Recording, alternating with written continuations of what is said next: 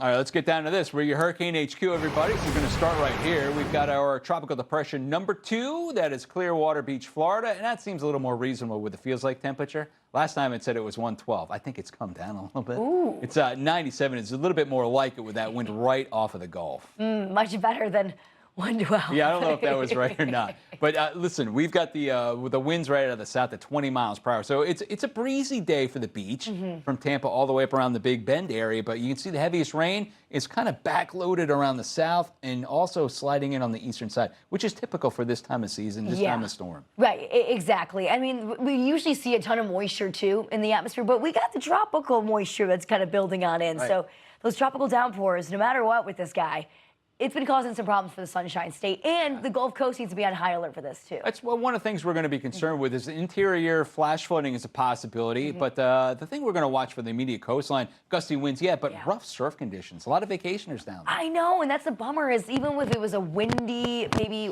afternoon for you at the beach, for the most part, you could probably deal with it. But if those currents are too strong, you can't be out in the water. Those rip currents are going to be an issue. Yep. Brand new this morning, we've got the tropical storm watches. They're edging over to the west a little bit farther, so not quite into New Orleans, but that may be the case later on this afternoon or tomorrow. They may get expanded out there. But look at the heavy rain pinwheeling in there. And when you have the daytime heating going on before that, a little convective in nature with the thunderstorms starting to bust up from Orlando down south. I know, and honestly, a bummer for the Sunshine State because they have just been getting hit by this over and over again the past, 3 or 4 days now since this tropical depression at this point is sitting there. It's been causing some problems even before it was well organized. So, I mean, it brings all these storm chances, and now the Panhandle's up next. Yeah, you can see right down to the center of circulation of this. So you see some thunderstorms that are trying to ringing around in the outermost bands, but there's a lot of dry air getting entrained off of the continental pole. There's a continental air mass, not polar, but continental air mass getting in there.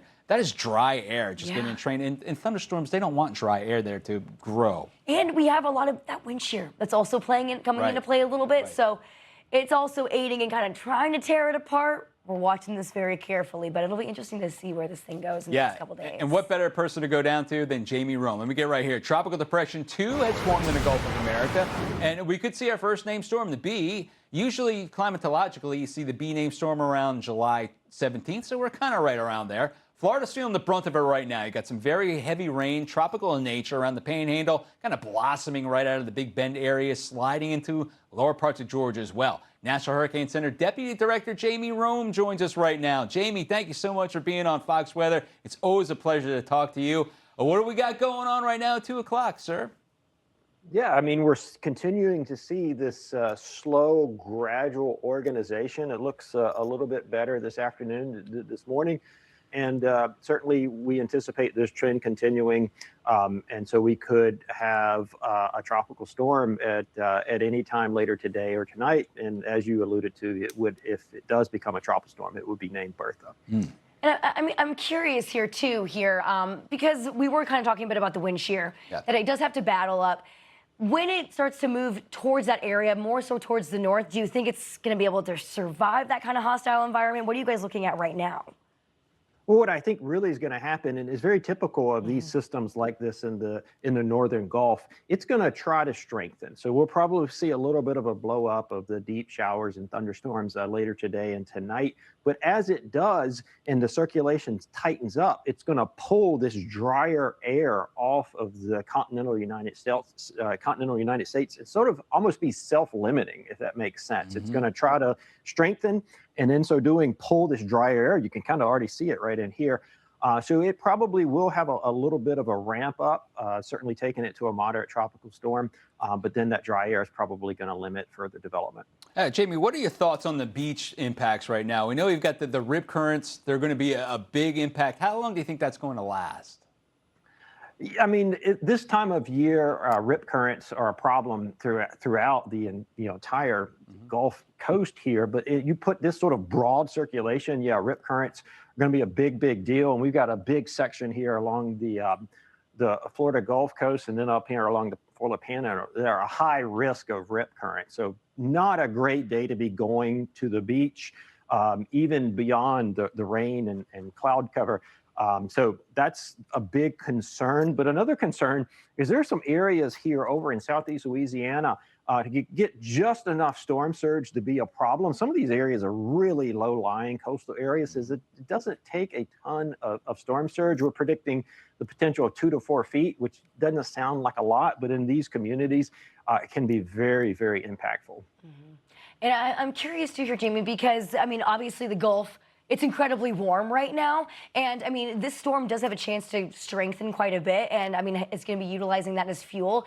Once this storm passes, though, do you think it'll have an impact on kind of upwelling and bringing in some of that cooler temperatures from a little bit deeper in the water? Or do you think that's not going to be really a problem since the waters are so, warm? I mean, it's a really good question. A lot of people like to know sort of the upside potential. We don't. I mean, we don't think there's going to make a hurricane out of this. The dry air alone probably is enough to limit it. And then if you look at our cone forecast, it kind of skirts along these shallow shelf waters that you were talking about. So that's certainly going to make upwelling and cooling to be problematic. So yeah, it's got a lot of things going against it that are going to prevent significant development. It's just over the next day or so, it probably will make a run at tropical storm strength, 40, 50 miles per hour, and create a little bit of some problems here along the northern Gulf Coast. Yeah, that was my next question, Jamie, with the timing. I guess storm surge is what I want to know about the timing first. When do you think that 2 to 4, I think that's a top end, right? 2 to 4. When do you think that's going to race up there towards Louisiana and Mississippi? Yeah, it's going to be the high tide late Tuesday, and then the next one on Wednesday. This area here from basically the mouth of the Mississippi over to Mobile Bay, or at least the coastal portion of Mobile Bay, has the potential for 2 to 4 feet. But I think of those areas, this East Bank area here and like Plaquemines Parish, some of the areas that are really vulnerable and could sort of feel the full impact at 2 to 4. And when we're kind of talking, obviously storm surge is going to be one of the main concerns with this, especially in that Louisiana area. But I mean, I think a lot of folks, when they think of a tropical system, they're thinking rain. I know that kind of looking into those models, the rain kind of wants to trend a little bit out into the coast. Yeah. Is that still kind of the trend, or are we kind of looking at more of those tropical downpours still being a problem too?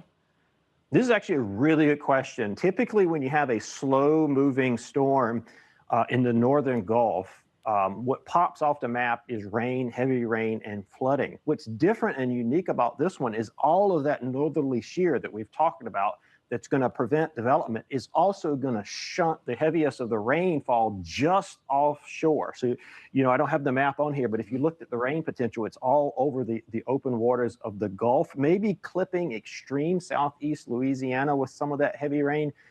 But that is what is limiting the heavy rain and flooding potential from the traditional rainfall threat.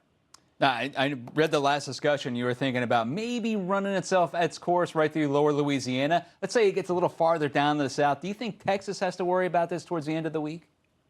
Yeah, great question. And that was a big concern yesterday, when it looked like it could maybe just stay offshore just a little bit. But now with the track more so along the Gulf Coast, more land interaction and more that dry air sort of infusing the circulation, we really think it's going to weaken sort of after it passes over Louisiana. So we're looking at more of a weakening system if it makes it into Texas, so more of a tropical depression or very weak tropical storm.